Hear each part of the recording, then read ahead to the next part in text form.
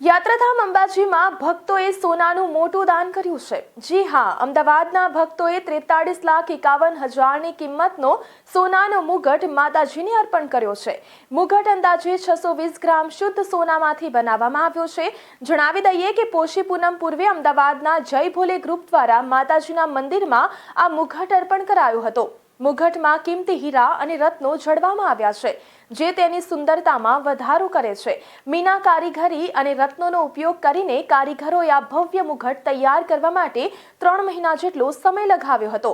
શંકરાચાર્ય વિધુશેખર ભારતીજીના માર્ગદર્શન હેઠળ નિર્મિત આ મુગટમાં સૂર્યના કિરણો, મોરપીંછ અને સહસ્ત્ર કમળ જેવી શાસ્ત્રોક્ત આકૃતિઓ કંડારાઈ છે। સુવર્ણ મુગટ અર્પણ વિધિ દરમિયાન જય ભોલે ગ્રુપના તમામ સભ્યો ઉત્સાહભેર હાજર રહ્યા હતા। વધુમાં આ કાર્યક્રમમાં જિલ્લા કલેક્ટર, ડીડીઓ અને અધિક કલેક્ટર પણ ઉપસ્થિત રહ્યા હતા।